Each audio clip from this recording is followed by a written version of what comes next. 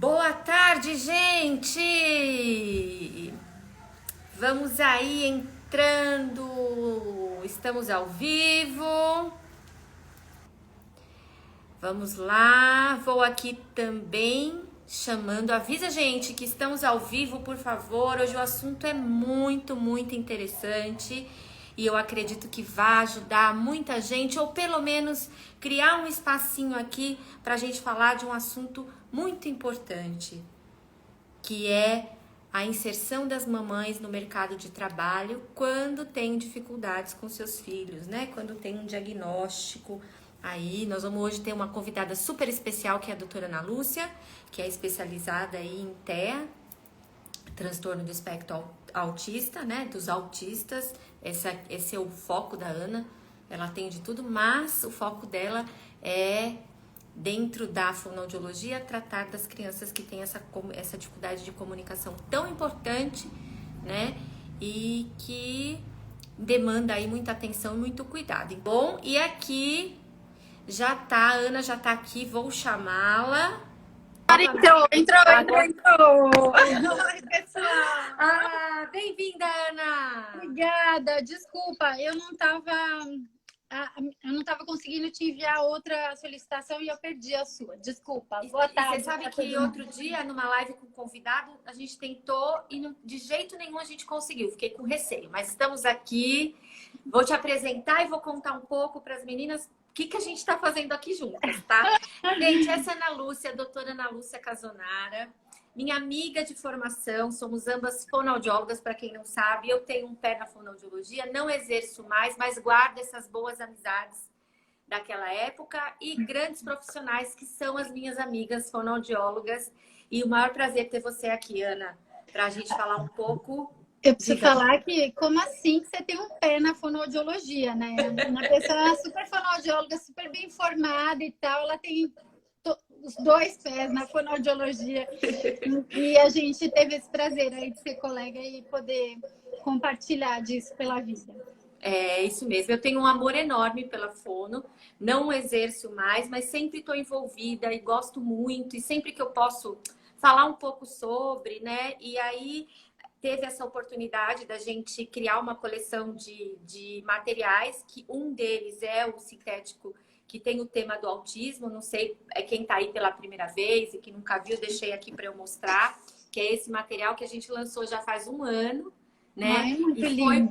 E foi pensando nisso mesmo. E foi muito legal, porque teve, assim, uma repercussão muito boa, porque várias clientes se manifestaram em relação a esse cuidado, porque não tem muito, né, Ana? Não tem muita coisa sobre o autismo. Então, e uma maneira também de divulgar. E aí veio a ideia de chamá-la, né, o ano passado, para a gente já falar do transtorno em si e algumas dicas. E esse ano de novo, já que agora, dia 2, foi o dia de conscientização mundial do autismo. E essa é a ideia, porque hoje, gente, a minha ideia da Ana é falar da maternidade, né, no TEA, que é o transtorno do espectro autista, e a inserção no mercado de trabalho. Esse momento é muito interessante para falar disso, porque além de tudo, ainda a gente tem a questão da pandemia, né? Nossa. Que as crianças, de forma geral, estão em casa sem ir à escola, enfim, o que muitas vezes impossibilita, inclusive, a mãe de trabalhar num horário determinado, num local determinado, enfim, cada um aí tem as suas particularidades, mas o que a gente vê de mais comum é que, nesse momento que a criança recebe o diagnóstico, né, de ter essa possibilidade, ou um diagnóstico real de estar dentro do espectro do autismo, é esse o nome.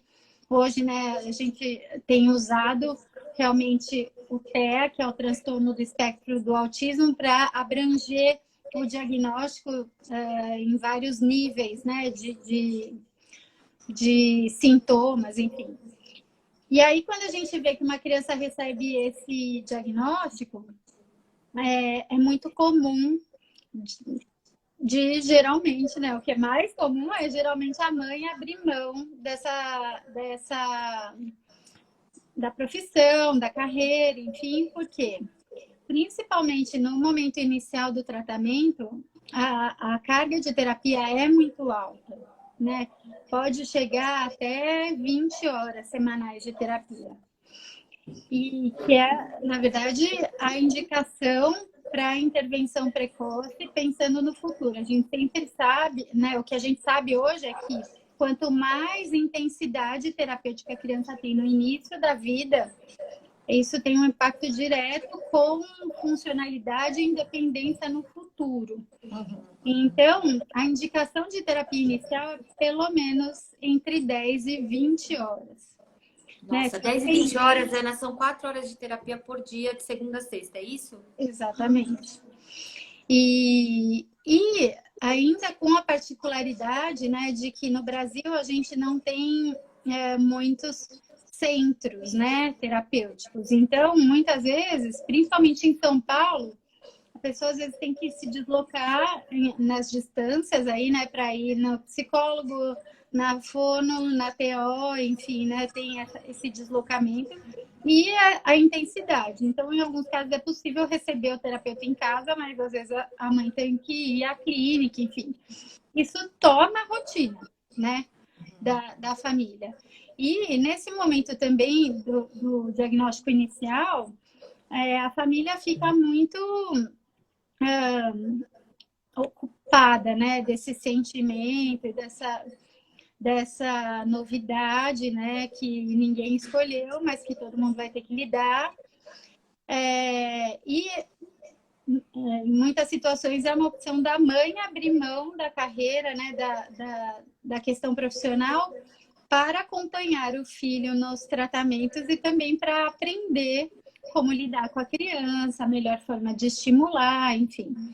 Então, o que a gente vê de mais comum ainda no Brasil é que a mãe, né, ainda tem esse papel de abrir mão e de alguma forma alguém tem que prover, então o pai, em geral, trabalha.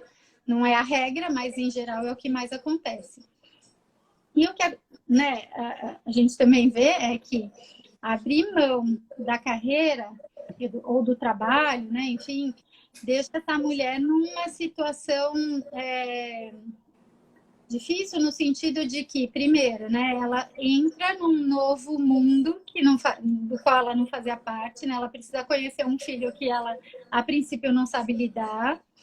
Tem todo esse momento de tristeza do diagnóstico que é esperado e que é necessário, né, para ter uma aceitação né, e continuar seguindo em frente. E, de repente, essa mãe, né, se vê numa situação de que ela não fazia parte, né? Então, ela tem um filho que ela vai ter que aprender a lidar, ela tem um monte de gente fazendo parte da vida dela que não fazia antes, que são os terapeutas todos, enfim. Ela não tem mais uma vida própria, no sentido de que ela perde muitas vezes essa possibilidade de trabalhar e de ter, né, objetivos individuais, um momento mais particular, né, dentro de objetivos pessoais. E também deixa de ganhar dinheiro, o que também repercute muitas vezes na renda familiar e repercute inclusive nas possibilidades que seriam possíveis de oferecer do ponto de vista terapêutico para aquela criança, porque é óbvio, né, que no Brasil, como mas essas horas custam bastante, né? E como no Brasil a gente tem toda uma dificuldade de conseguir esses tratamentos via SUS, vocês imaginam quanto custa, né, isso? Então, assim, é uma situação que eu vejo, né, constantemente no consultório, que a gente aí tenta, claro, que amparar essas mães, enfim, mas que eu acho que é o nosso grande link aqui, né, além da sensibilidade da personal, né, na pessoa da Ivy, de criar essa estampa, de ter todo um olhar para isso que só uma fono podia ter sensibilidade de ter. Eu acho que esse é o nosso link aqui, né, Ivy? Ter esse cuidado com as mães e abrir aí a possibilidade de alguma nova perspectiva de trabalho, enfim. Né? Na verdade, aí juntando um pouco com o que você está falando, né? Esse momento tão delicado para a mãe, porque é o que eu penso assim, no contexto que eu falei de normalidade, a gente já fica muito apreensiva e já quer, assim, nosso foco muda, né? Quando a gente vira mãe. E aí, quando vem esse diagnóstico, que é o que você falou, ninguém esperava, mas todo mundo vai ter que aprender a conviver, eu acho que é feliz quando a mãe também pega essa causa para ela e fala: eu vou entender tudo, eu vou levar em tudo, eu vou estimular meu filho, eu vou fazer meu filho ter o melhor de qualidade de vida que ele puder, porque a mãe agarra essa causa. O que eu vejo, Ana, é que quando eles estão, assim, das minhas clientes, tá? Eles estão por volta de 3, 4 anos, com um diagnóstico mais tranquilo, mas já tá na terapia, já tá lá, tal. Elas começam a pensar o que elas vão fazer naquele momento quando elas deixam na terapia e elas podem ficar só com elas, né? Então, aí o trabalho, eu acho que ele passa a ser fonte de renda e até, de certa forma, eu vejo terapêutico. Porque é um momento que ela sai da problemática toda, né? E vai fazer algo para ela e para o restante da família. Pensar um pouco nos outros filhos, no marido, né? Porque o foco passa a ser todo daquela criança, né? Então é um pouco isso. Eu não sei ela. Ó, a Rosa tá aí. Vou chamá-la, Ana, Ai, que pra gente maravilhoso, que conversar junto bacana. aqui. Vai ser demais. Peraí, deixa eu ver aqui. Canal da Rosa. Ela tá aqui. Eu acho muito legal porque é o ponto da realidade entre o meu trabalho e o seu. É o que nos une. É o que nos une. E aí eu acho que é legal para quem está aqui. Eu vi que tem gente aqui falando que está em fase de diagnóstico com os filhos, que está angustiada, que está apreensiva. E aí tem uma possibilidade, olha aí, tem uma mamãe sorridente aí do lado, junto com a gente, com uma cara muito boa, é feliz, né? E que com certeza também está caminhando aí nesse processo todo, mas que pode dividir conosco um pouco do que vive com o Guilherme, não é isso?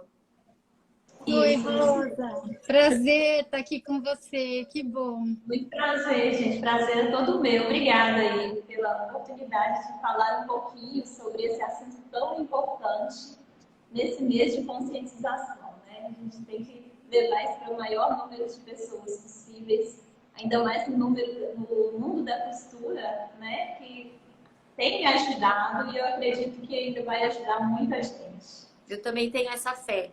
E eu acho assim que isso também me traz uma grande satisfação, uma grande motivação.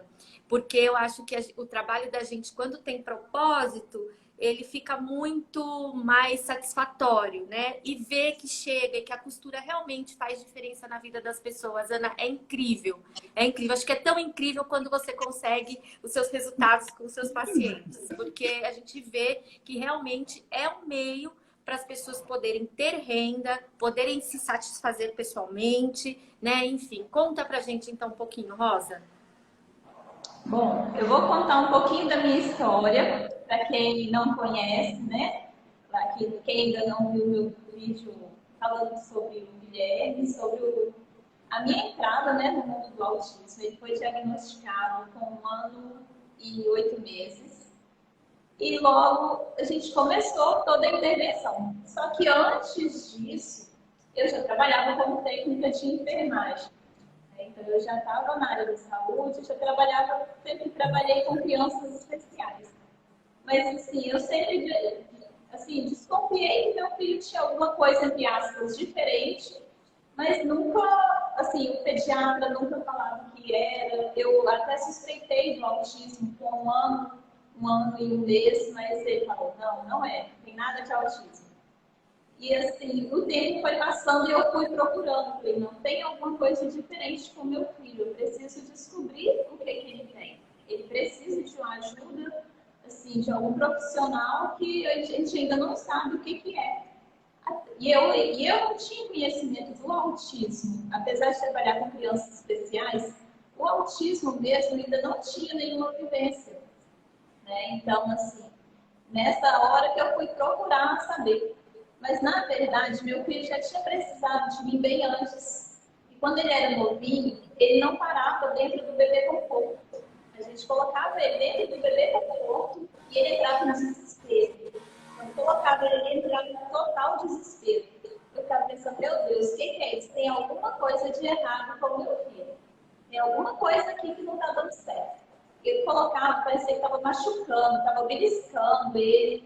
E assim, a gente não sabia. Eu troquei de bebê conforto, troquei de marca, né, de bebê conforto, para ver se era a posição anatômica dele, alguma coisa que não dava. Eu fiquei sem saber, gente, o que eu vou fazer? E tinha algumas roupas que eu vestia nele que ele também não adaptava. Então, o que eu pensei? Minha mãe é costureira, eu cresci vendo minha mãe costurando. E eu sempre gostei muito de costura. O que eu falei? Mãe, eu vou fazer uma capa para o bebê conforto do Gui. Porque ele não tem nada que a gente faz nele que consegue ficar aqui dentro desse bebê conforto. E seria ele bem novinho, né? Ele tinha ali uns 3, 4 meses. Não tinha nada que a gente fazia que ele ficasse ali dentro. Então, eu fiz uma capa bem acolchoada, bem confortável, com tecido 100% algodão. Porque até então, ele não conseguia usar nenhuma roupa sintética. Essas roupinhas, esses olhos bonitinhos, estampadinhos que a gente vê, ele nunca conseguia usar. Camisa de time, de futebol, nada. Ele não conseguia usar nada. Fantasias, nada disso. Então eu pensei, gente, vou fazer uma capa toda de algodão, né? Quem sabe vai dar certo. E eu fiz, no dia que eu coloquei ele nessa capa, nesse bebê conforto com a capa, a menina até dormiu. Eu pensei, gente, que mágica. Que mágica que aconteceu agora, né? Com esse bebê conforto. E eu tirei uma foto dele lá, todo preto, no bebê conforto, e postei no meu Facebook. Ainda trabalhava com a enfermagem. E postei na mesma hora, apareceu um monte de gente querendo saber de onde que tinha saído aquela capa daquele bebê conforto maravilhosa que todo mundo queria. Aí me perguntaram, Rosa, onde é que você comprou essa capa? Eu falei, eu fiz. Eu falei, vendo, eu faço. Aí dessa hora que surgiu a ideia, falei, vou fazer capa de bebê conforto, que era uma coisa que não tinha, assim, muito aqui na minha cidade. E eu pensei assim, vou fazer, né? E eu ainda trabalhava em enfermagem, né? Fazia meus plantões de 24 horas e no período de descanso eu ia fazer, né, as capas. Você já tinha máquina, Rosa? Você já tinha máquina em casa? Você tinha máquina em casa? Já tinha máquina de costura em casa, já tinha. Sempre gostei de costurar. Aí eu pensei, vou fazer minha capa de bebê conforto. Mas aí foram aumentando os pedidos, né? Aí eu pensei, gente, eu tenho que dar prioridade para alguma coisa. E meu filho foi crescendo nesse meio tempo e foi precisando cada vez mais de mim. Porque até então eu fazia meus plantões, meu filho ficava muito com minha mãe, né, nesse período. Então, assim, eu pensei, minha mãe começou, Roselena, porque ele tá ficando muito agitado, ele começou a falar tudo em outra língua também. Eu não sei se eu cheguei a citar isso no meu vídeo, não me lembro. Não. Mas ele começou, Acho que não. Ele começou a falar tudo em inglês, depois começou a falar em espanhol, aí a gente não entendia. Minha mãe ficava assim, Roselena, eu não estou conseguindo falar com ele, ele está pedindo umas coisas que a gente não está entendendo. Aí eu pensei, meu Deus, o que eu vou fazer, né? Aí, assim, cada vez mais estava ficando mais difícil para eu conciliar o trabalho da enfermagem com cuidado de e fazer as capas. O que eu fiz? Eu tive que sair dos plantões, né? Sair da enfermagem e ficar com ele. E continuei trabalhando, porque aí os pedidos das capas só foram aumentando. Nesse meio tempo, eu ainda brigava com o pediatra, falando, doutor, tem alguma coisa de diferente comigo? Textura, gente. Ele nunca conseguiu comer o grão de feijão até hoje. Ele tem 3 anos e 9 meses. Até hoje, ele ainda não consegue comer. Assim, já tem mais de 40 dias que a gente está levando o feijão nas terapias, a gente leva de todo jeito, para brincar, para fazer de tudo, mas ainda não conseguiu. Tem fé que a gente ainda vai conseguindo melhorar em algumas partes. Então, o que a gente fez? Eu falei, mãe, eu vou ter que ir. Outra coisa aqui, só para pular, para voltar nessa parte, até o diagnóstico. E começou a andar muito na pontinha dos pés. Né? Aí, quando ele começou a fazer isso, eu pensei, gente, ele deve ter algum encurtamento, alguma coisa, que já que o pediatra falava que não tinha nada. Então, eu falei, ele deve ter algum encurtamento, alguma coisinha assim, então eu vou procurar saber o que é. Daí o pediatra falou, não, mãe, não tem nada. É porque ele também põe ele para andar descalço, que vai melhorar. aconteceu, meu Deus do céu? Coloquei o menino andar descalço e nada. Tudo dele era andar na pontinha dos pés. Aí, por conta própria, eu comecei a procurar outros especialistas. Fui no ortopedista para ver, mas a pisada dele era perfeita, não tinha nenhum problema ortopédico. Aí, quando eu fui com ele avaliou, vieram outros ortopedistas avaliaram, que eu não aceitava que ele não tinha nada. Para mim, tinha alguma coisa. Aí ele falou, olha, mãe, você pode procurar um outro especialista. Aqui, pra gente, ele não tem nada. Aí, na hora que ele falou assim, me acendeu uma luz. Aí ele falou, procura um neurologista. Aí eu procurei a neurologista, né? Aí nessa hora eu já estava desconfiada do autismo. Né? Até então eu comecei a ver vídeos na internet, comecei a pesquisar mais sobre o assunto e vi lá que as mães falavam, grava um vídeo dele em casa, para quando chegar na consulta você mostrar, né? E foi o que eu fiz, eu gravei os vídeos, né, de tudo que eu achava que era assim, diferente, entre aspas, do que eu vi, e levei para o neurologista dele. Mas ainda assim, eu ainda consegui uma consulta quase só para 3 meses para frente, porque foi muito solicitado. Falei, não, vou procurar um especialista em autismo, porque se tiver alguma coisa, ela vai me falar. E se não tiver, também eu tiro isso da minha cabeça. E foi o que eu fiz. Aí cheguei, fomos eu, meu marido, meu filho.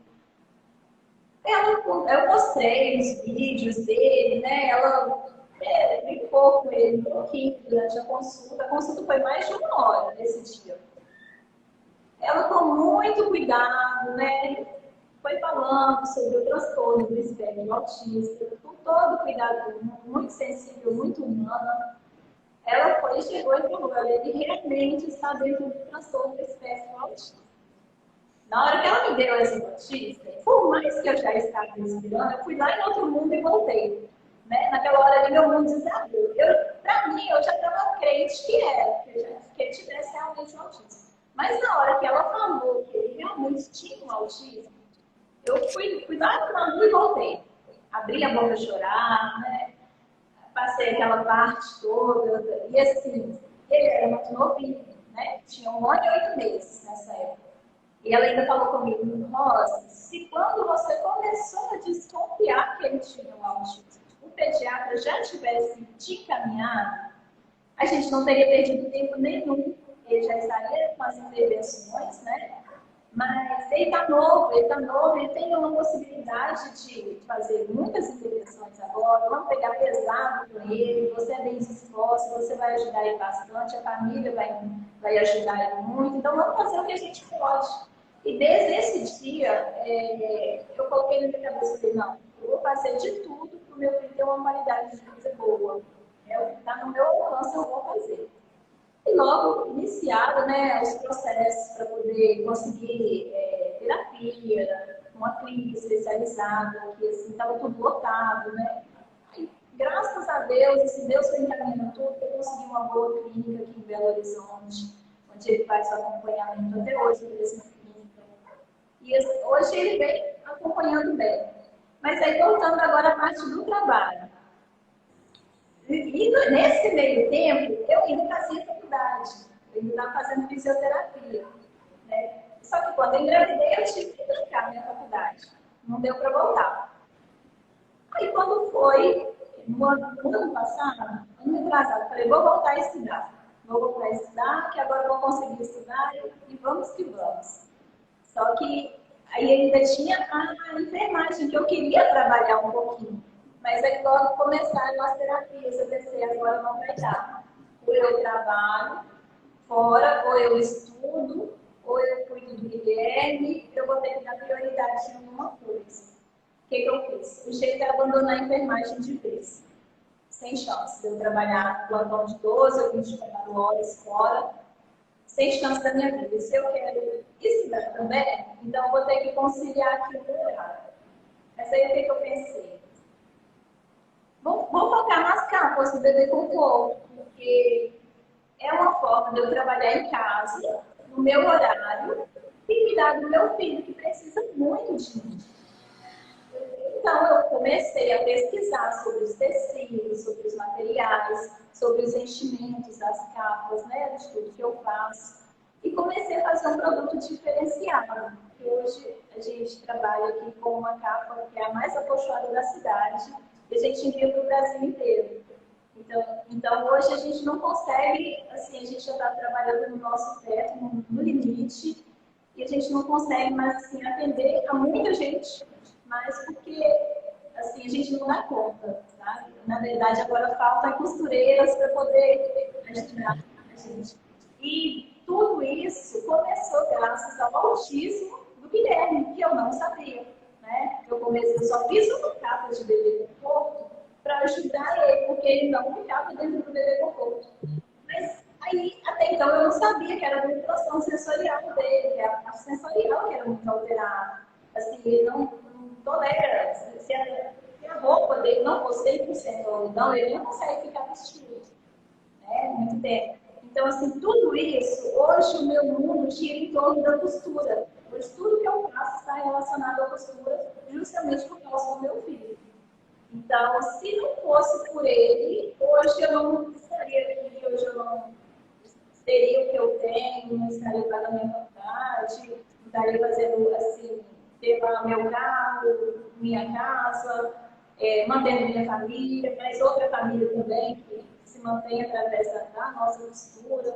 Então, assim, se não fosse por ele, hoje eu não estaria aqui, né? E eu falei, jamais vou abandonar. Eu tenho que ter meu tempo, né, também para acompanhar ele em terapias, porque, assim, mais da metade da semana ele passa em clínica fazendo a terapia, né? Ele faz a ecoterapia, terapia ocupacional, psicoterapia, fonoaudiólogo, musicoterapia. Então, assim, a semana dele é muito ocupada. E eu não teria possibilidade de acompanhar ele se eu não estivesse trabalhando com a costura, né? Então, assim, hoje eu faço uma coisa que eu gosto, que eu sempre gostei, e que me dá uma liberdade de tempo para acompanhar meu filho, né? Então, assim, Que maravilha, né?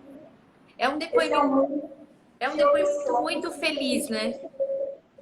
É um depoimento muito feliz, né, Ana? Você que lida com muitas crianças, porque assim, eu acho que tem tanta coisa na história do Guilherme, na história de vocês, Rosa, que assim, apesar de ter demorado um pouco, até que não foi tão tarde, né? Não foi tão tarde, porque você acha que uma mãe, por você trabalhar na enfermagem, talvez, e fazer físio, você já percebia essas alterações. Mas a Ana pode contar um pouco dessa questão com o pediatra, dessa questão que às vezes a mãe percebe, mas a família põe panos quentes, do tipo, uma hora vai falar, uma hora vai pôr o pé no chão. Não, isso aí, essa coisa da alergia, agora que você trocou, vai passar. Né? E às vezes, é claro, a gente não quer ver problema no nosso filho, não é? E a gente se conforma com isso e o tempo passa ainda mais, não é, Ana? Como que é isso? Eu acho que eu adoro, Rosa, tô adorando te ouvir, porque eu acho que assim, eu estava aqui, né, pretensiosamente falando sobre esses aspectos, né, da maternidade, e a gente pode ser solidária e a gente pode, né, imaginar como é esse processo, mas só uma mãe de uma criança com TEA pode dizer de verdade o que acontece. Então, eu estou aqui te ouvindo, feliz por estar aqui nesse momento e também tenho certeza que esse seu depoimento ajuda, né? Já ajudou tantas pessoas e vai ajudar ainda mais, né? E eu acho que é isso mesmo, sabe, Rosa e Ive? Porque, assim, eu acho que por muito tempo os profissionais foram muitos detentores do conhecimento e muitas vezes a sensação da mãe, a intuição da mãe ficava em segundo plano. E eu acho que hoje, né, a gente tem muito uma preocupação, eu acho que os profissionais do desenvolvimento, né, tem muito uma preocupação de nunca subestimar uma queixa da mãe. Porque olha o nível de sensibilidade que você teve para descobrir que era o tecido do bebê conforto que causava uma crise sensorial no seu filho com 3 meses, né? Então, assim, realmente eu acho que a sua história, enquanto filha de costureira, fez toda a diferença aqui, no sentido de que você tinha uma outra percepção dos tecidos e dos recheios, enfim. mas de qualquer forma, né, é uma sensibilidade e um conhecimento do filho que nenhum profissional vai ter. Então, acho que a primeira coisa para ficar aqui é que a gente nunca deve subestimar a intuição da mãe, porque é a mãe que conhece o filho. E assim, a gente vem realmente de um processo cultural, né, de que e eu acho que isso é algo que está sendo muito visto agora, né? Que o pediatra tem uma preocupação importantíssima, né? Tem um papel importantíssimo em relação ao crescimento e ao desenvolvimento da criança, mas as questões do neurodesenvolvimento ficavam meio em segundo plano nesse processo. Então, o pediatra ficava muito preocupado se engordou, se cresceu, né? O que está comendo, se ficou doente, essas coisas. E né, o desenvolvimento dos processos, né, emocionais, da inteligência, da linguagem e tal, ficavam meio que em segundo plano. E muitas vezes o pediatra é o primeiro que recebe essa queixa, né, de atraso da comunicação. É o que, quer dizer, se você fosse lá no pediatra com 4 meses e dissesse, olha, o meu filho chora muito, né? Quando eu coloco no bebê conforto, ele ia pensar, meu Deus do céu, né? Como é que eu vou lidar com isso? Mas, poxa vida, é uma super dica, né? Importante sobre o neurodesenvolvimento, né? É uma criança com transtorno sensorial que precisava ser vista, que podia ter sido vista nesse contexto. Então, eu acho que este momento, né, que a gente vive agora, com toda essa conscientização em relação ao autismo, tem chamado muita atenção para isso. Já tem muitos profissionais que mudaram, né, a forma de ver o desenvolvimento além das questões físicas. Então, inclusive, por exemplo, hoje a gente tem uma escala que chama M-Chat, que faz parte da consulta de puericultura, que é o acompanhamento do desenvolvimento das crianças. E essa escala, justamente, o pediatra tem que fazer, né? Tem que fazer parte do acompanhamento da criança, que é para identificar a quantidade de sintomas de autismo. E aí, se a criança faz uma determinada pontuação nessa escala, ele já é a dica para encaminhar para um médico especializado, por exemplo. Então, isso é algo que vem mudando, mas a partir justamente, né, desse momento de se poder refletir sobre isso e né, dessa conscientização que a gente vem tendo, que é fundamental e agora, justamente nesse momento aqui de abril, que é, né, o melhor momento para se falar sobre isso. Mas eu acho que essa questão, né, da queixa da mãe é algo muito importante. E o fonoaudiólogo também, desculpa, mas só para complementar. Não, pode falar, são dúvidas minhas que vão aparecendo aqui, pode falar. Mas o fonoaudiólogo também é um dos primeiros profissionais que recebe a criança ainda sem diagnóstico. Por quê? Atrasa para falar, é um dos sintomas que mais fica evidente, porque o sonho de toda mãe é ouvir o seu filho falando. Faz 1 ano ali, a criança não fala, mas já começa a ficar assim, né? O que está acontecendo? Enfim, e aí a gente tem várias possibilidades, né? Quando a gente tem um filho, a gente não quer acreditar que ele tem um problema. Então, se você tem ou um profissional do tipo pediatra, né, ou alguém da família que fala, mas fulano falou com 3 anos e tá tudo bem. Não, espera mais um pouquinho, é porque não tem irmão, coloca na escola e tal. Muitas vezes aquilo conforta, sabe? Porque é melhor acreditar nisso do que levar um problema para frente. E aí é que vai aumentando o atraso. Nem foi o seu caso, né, Rosa? Porque você correu atrás. Mas não se conformou. Não se conformou. Eu falo que é o canto da sereia, que a gente escuta o que a gente quer ouvir, né? E aí isso, de certa forma, conforta, mas, por outro lado, atrasa, né, o processo diagnóstico. Então, eu acho que é isso, né? Eu acho que as mães têm que ter esse poder mesmo de acreditar na intuição e ir atrás e ser ouvida, realmente, na sua preocupação, porque é quem mais conhece a criança, com certeza.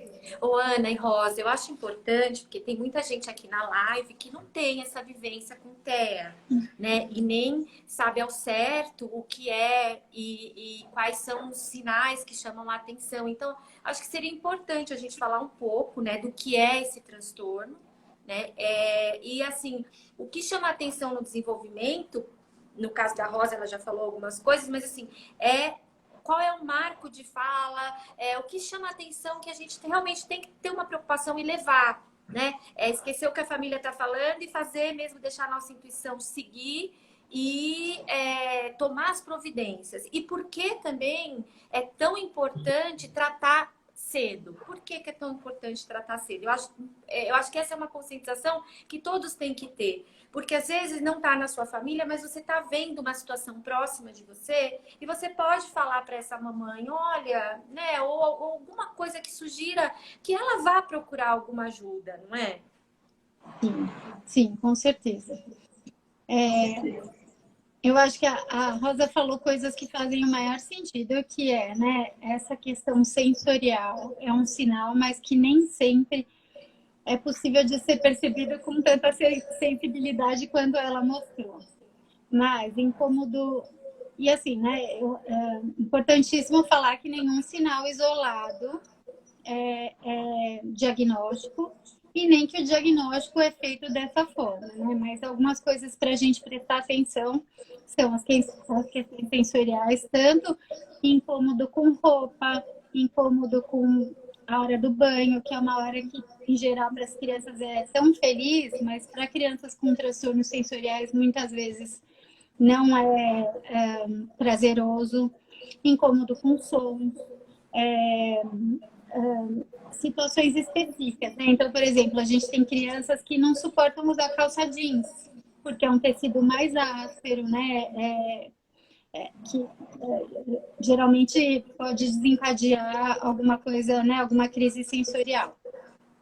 E a outra, mais uma manifestação sensorial, é a questão da alimentação também, né? Então... É isso que a Rosa falou do feijão, né, Rosa?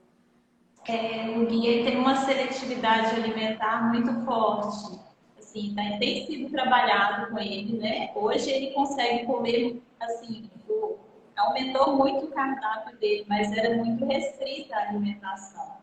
Ele só comia certas coisas. Assim, eu sempre brinquei com meu sobrinho, eu tenho um sobrinho que hoje ele tem 9 anos, mas quando ele era novinho, eu adorava dar danoninho para ele sujar a boca dele toda, sabe? Sujar a mãozinha, ensinava ele a comer, pegar lá com o dedo, lambuzava ele todo. E o Gui nunca deixou fazer isso com ele, porque ele não tolerava sujar a pele, a mão.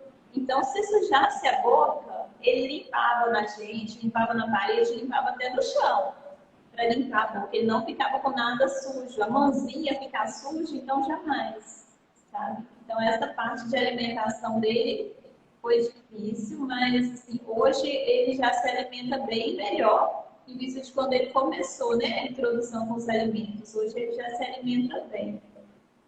E tem outras coisas, né, que ele apresentava também quando ele era novinho, que me fez desconfiar que tinha alguma coisa. Ele tinha vários brinquedos, mas ele sempre brincava com alguns específicos e de uma forma só. Ele sempre gostou muito de tudo que gira. Então, ele pegava os carrinhos, em vez de brincar, né, da forma tradicional, que toda criança brinca, empurrando o carrinho, ele girava e ficava rodando as rodinhas do carrinho. Ele gostava de fazer aquilo ali. Para ele, aquilo ali era a brincadeira do carrinho. Por mais que a gente tentasse ensinar ele que não era daquela forma, que era de outro jeito, né, que brincava, fazia barulho do carrinho e tudo, ele não aceitava. A brincadeira do carrinho para ele era virar e rodar e ficava assim, olhando as rodinhas girando. Gostava, sempre gostou, desde novo, sempre gostou de tudo que gira. Máquina de lavar, ventilador de teto, liquidificador, sempre gostou de ver tudo que gira. Né? Mas também outra coisa que ele mostrava que tinha alguma coisa ali que não estava muito legal, quando eu ia cozinhar feijão em casa, sabe aquele barulho da panela de pressão no pininho? quando pega a pressão, ele tampava os ouvidos. Ele Tem fazia uma dessa forma. sensibilidade auditiva importante, né? Tem com Sim. barulhos altos e tudo mais. Aí ele sempre tampava. Aí eu pensei, gente, por que que ele faz isso? E toda vez ele sempre fazia dessa forma.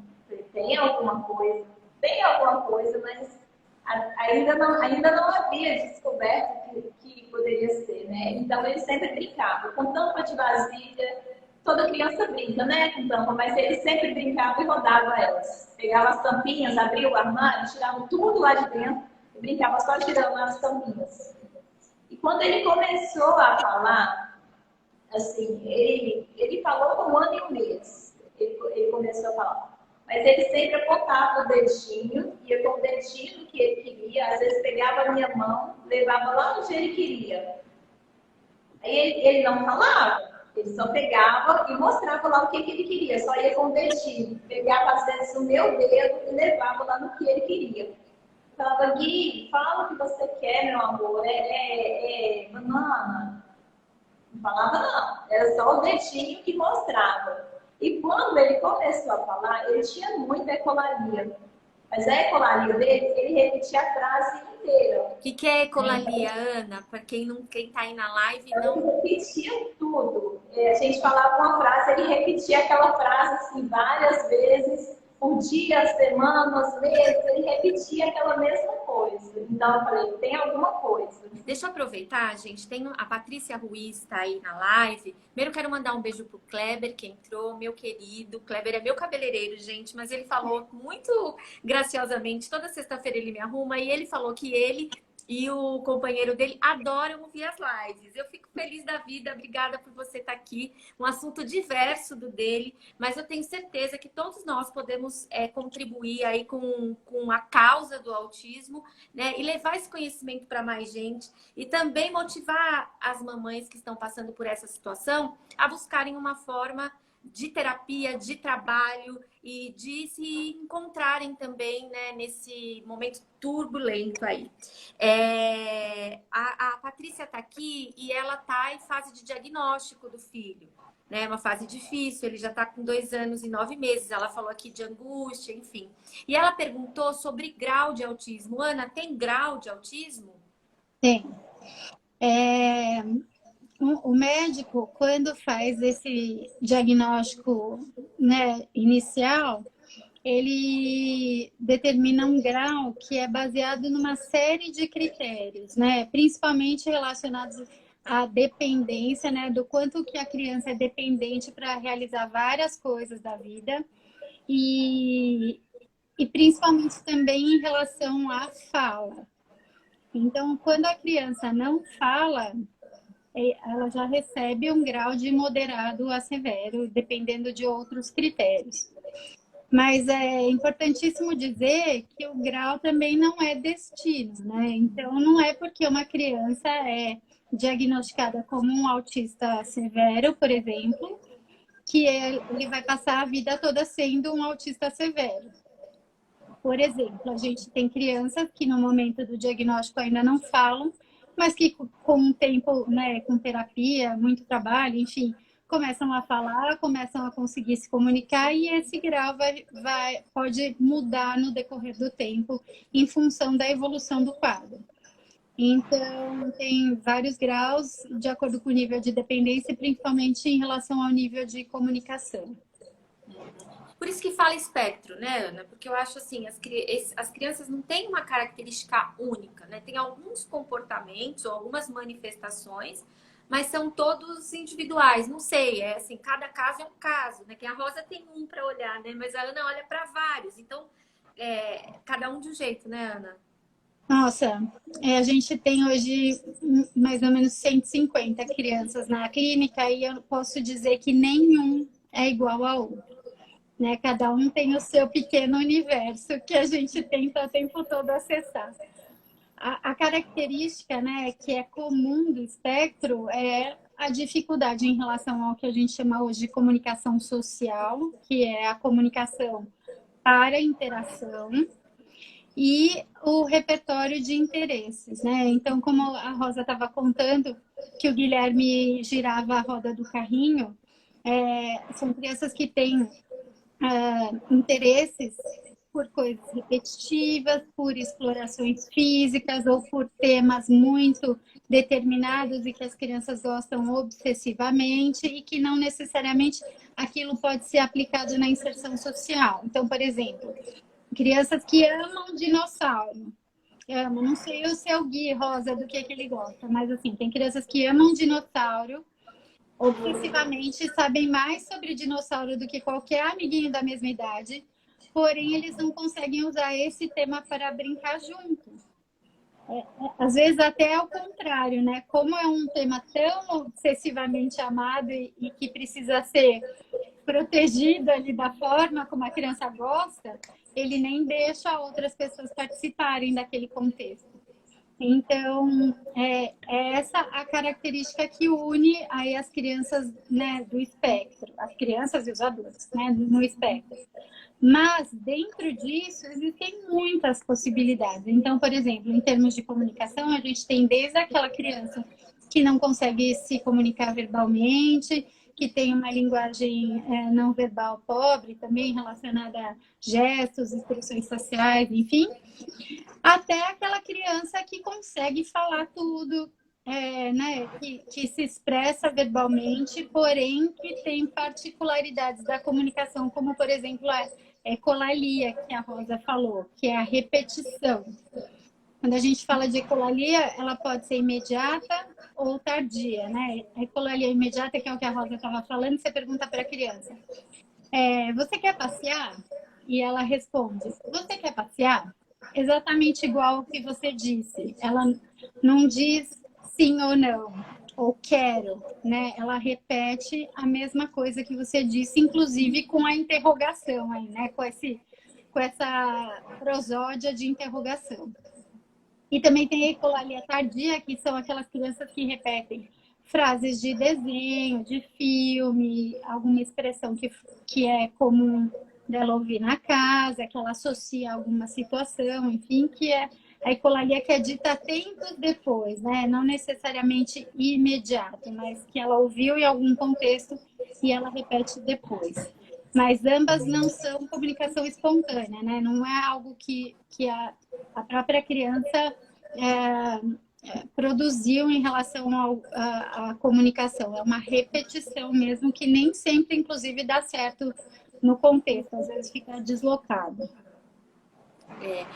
Bom, gente, é um assunto que dá pra gente ficar falando aqui bastante tempo, né? Mas eu acho que agora a gente pode falar um pouco mesmo do trabalho e de como essas mães se sentem, né? Do sentimento dessa mãe. Acho que a Rosa é um exemplo muito claro disso, porque eu vejo hoje muitas mulheres, e aí o que você falou da pandemia, né? Que pôs as crianças em casa, dentro de casa.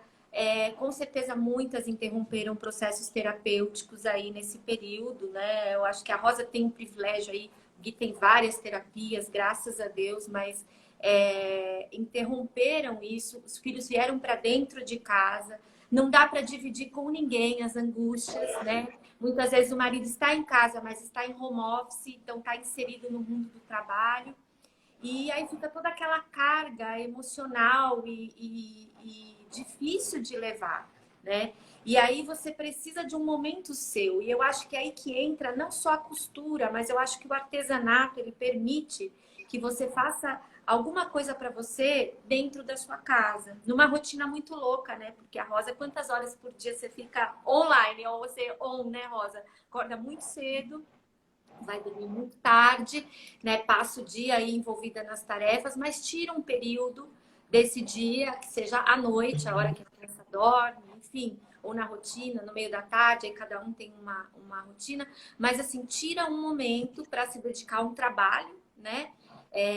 Que não demanda que você vá a algum lugar, que você pode hoje, inclusive, comprar online, né? Não estou puxando sardinha, mas é a realidade. Eu mudei de casa agora para uma casa vazia e não posso em nenhum lugar comprar copo, por exemplo.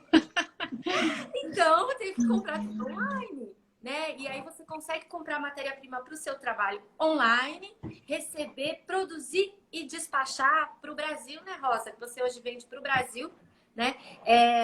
Também dessa maneira. E contatar os seus clientes através do mundo virtual. Tem acesso a muito conhecimento para cada vez mais ampliar o mix. Tanto é que eu e a Rosa já tínhamos cruzado os caminhos e não sabíamos, né? Porque a Rosa falou, quando eu a chamei, eu falei, nem sei se você conhece a personal, enfim, eu que fiz seu trabalho. Não, eu conheço a personal, conheço a Sheila Sampaio, que é uma parceira, enfim, eu fico super feliz, porque eu também estou chegando de alguma maneira, né? E podendo fazer isso que a gente está fazendo hoje. Porque às vezes tem muita mamãe que está aí, está ouvindo, ou então que tem uma amiga que está em casa e que está sem saber o que fazer, né? Hoje a internet, gente, é a bênção. Acho que no meio dessa pandemia, se a gente não tivesse isso, né? Se a gente não tivesse um canal do YouTube que ensinasse a costurar, né? Como é que ia ser? Ou que ensinasse a fazer pintura, ou que ensinasse a fazer qualquer coisa que te torne produtiva, ou mesmo que você descubra uma habilidade sua, que você possa distribuir online. Quantas pessoas hoje, né, falam, dão curso, infoprodutos, criam estratégias e ajudam outras pessoas distribuindo conhecimento. Então, eu acho que isso é uma perspectiva para a mamãe que está aí nesse momento, tendo que lidar com as dificuldades e os aprendizados. Nem vou chamar de dificuldades. A gente que vê, né, Ana? Hoje, seu paciente mais velho tem quantos anos? Eu tenho uns velhinhos já, né? Porque você sabe que nós temos estrada, né, amiga? Mas assim, não é o que é o mais comum. A gente tem muitos pequenininhos, né? Porque em algum momento o tratamento é possível de ser interrompido. O meu primeiro, número 1, que a Ive deve lembrar, que é um menino lá da faculdade, ele já é um adulto que não é jovem. Mas assim, hoje em terapia, o mais velho que a gente tem 13 anos. Então, e na verdade, assim, olhando assim, serão muitos aprendizados no decorrer da vida, né? E as coisas vão se acomodando. Eu acho que a Ana, que vê esse desenvolvimento, até para a Rosa, as coisas vão se acomodando, né?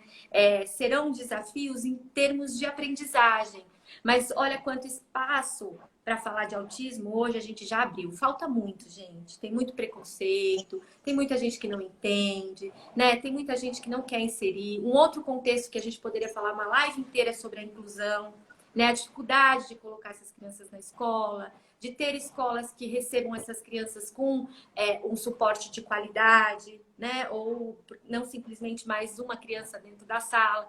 Então, assim, mas as coisas acontecem e se assentam. Eu acho que isso é uma esperança muito grande. Eu acho que o depoimento da Ana, o depoimento da Rosa, mostra para vocês, mamães que estão aí, algumas aí ainda em fase de descoberta e de entender, e vão achar um caminho e que a coisa vai se assentar. Né? Eu acho que isso é o mais importante, essa confiança e a busca, né? Sejamos mamães inconformadas. Eu acho que esse é o ponto, né? Eu sou uma mãe muito inconformada no decorrer da vida inteira do meu filho, até hoje, quando ele tem 18 anos. Então, assim, no sentido da gente querer sempre o melhor e batalhar pelo melhor para eles, mesmo que a gente não saiba como, né? Então, eu acho que é isso que fica. Deixa eu só ler o que a Patrícia escreveu aqui. Em relação ao trabalho, eu também sou da enfermagem, faço bolsas e acessórios em sintéticos. Quero muito sair do trabalho e ficar só com o ateliê, mas tenho medo de não dar certo. Patrícia, eu acho que você tem que chamar a Rosa, canal.da Rosa, trocar uma ideia com ela para você respirar e ver que sim, é possível, né? Porém, se o Miguel for diagnosticado, será tudo mais puxado. Ou seja, quanto tempo tem o Miguel? 2 anos e 9 meses, né? Pensa, será mais puxado no sentido das terapias, de dividir tarefas. Mas aí troca a ideia com a Rosa. Eu acho que as mães precisam se ajudar, ter esse espaço de fala, né? E de dizer, putz, estou descabelada, agora não sei o que fazer. E como que vai ser se esse diagnóstico realmente chegar, né? Então, Patrícia, acho que nada é por acaso, eu tenho essa teoria, nada é por acaso. Eu acho que os caminhos se cruzam justamente para a gente poder fazer essas informações chegarem aí a todos que precisam, né? Para que encontrem o caminho para o diagnóstico, para a terapia e para si próprio, né? Como mãe de uma criança dentro do espectro. Eu acho que o artesanato é muito incrível, assim, porque além de ser uma oportunidade oportunidade de trabalho que você pode fazer no tempo que é possível, ainda é uma expressão, né, de realmente, né, da alma, enfim, você ser recompensado por um trabalho que é um talento, né, seu, é muito bacana. Então, eu acho que é terapêutico. E, né, se a gente está falando aqui dessa rotina louca das crianças que estão em terapia, tal, poder fazer isso com uma certa leveza de saber que é possível acompanhar seu filho, poxa, né? Só tem vantagens aí. Então, eu acho que realmente nada é por acaso e estar aqui com vocês hoje faz muito sentido em abrir esse caminho aí para as mães que estão perdidas e preocupadas e com medo, né, de tudo que está acontecendo. Eu acho que faz maior sentido. Então, vamos lá, né? Eu acho que é uma super esperança. Rosa, o que você tem para falar para as mamães aí que vão ouvir ou que estão ouvindo a gente agora? Então, assim, gente, eu acho que a costura ajuda muito. Ajuda a gente tanto na parte psicológica e na parte financeira também. Todos nós temos possibilidades, né, de criar alguma coisa e viver daquilo que a gente quer, que a gente sonha. Às vezes as oportunidades aparecem de onde a gente menos espera. No meu caso foi assim, apareceu de onde eu menos imaginava que eu iria viver disso hoje, sabe? Jamais imaginaria que eu fosse viver do que eu vivo hoje. Então, assim, lá no canal, lá no YouTube, eu faço um vídeo novo todos os dias. E eu criei um grupo lá no Telegram também. E as meninas dão depoimentos delas, todos os dias elas mandam mensagens, falam: Rosa, não para de fazer seus vídeos, pelo amor de Deus, que eu vivo dos seus vídeos. Isso tem me ajudado, tem me curado da ansiedade, da depressão.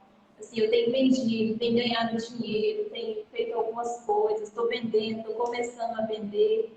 Então, assim, ajuda muito, né? Então, quem gosta realmente da costura, gente, dá para viver de costura, dá para você sustentar a sua família. Aí, olha, tem um monte de gente que veio lá do grupo do Telegram que está aqui assistindo.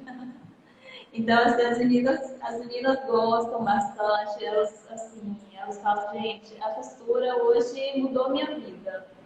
Muda mesmo, não deixa de ajudar a gente.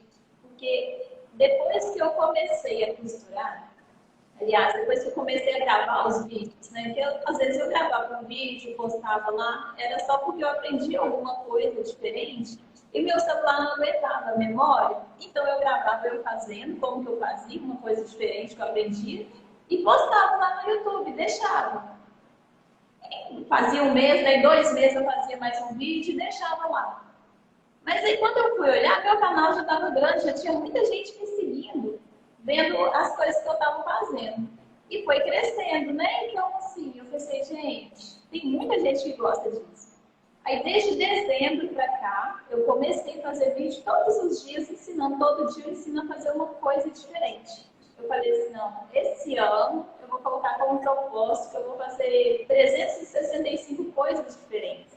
Apesar de que o meu dia começa cedo, né, na costura. Eu começo a costurar aqui às 6 da manhã. E às vezes vou até 8, 9 da noite. Porque, igual eu falei, eu ainda estudo, né? Ainda faço minha faculdade. Então eu tenho que trabalhar, começo às 6 da manhã, vou até às 9, paro para estudar, e depois almoço e vou com o Gui para terapia. Aí depois da terapia, eu volto a costurar de novo e só termino à noite. E ainda nesse meio tempo, eu arrumei um tempinho para gravar um vídeo com as meninas todos os dias. Então, eu acho assim, tem que partir de dentro da gente, a gente tem que ter força de vontade, por mais difícil que sejam as coisas, a gente tem que fazer a pena. A gente não veio aqui só de passagem. Se a gente não conseguir mudar a vida de alguém, não valeu a pena. Eu estou tentando mudar a vida, assim, melhorar para o meu filho e para mais alguém. E tem muita gente que tem gostado bastante das coisas que eu faço. Apesar de eu falar baixinho, os meninos às vezes reclamam que eu falo muito baixo, que eu sou muito paciente, que eu sou muito devagar. Mas tem dado certo.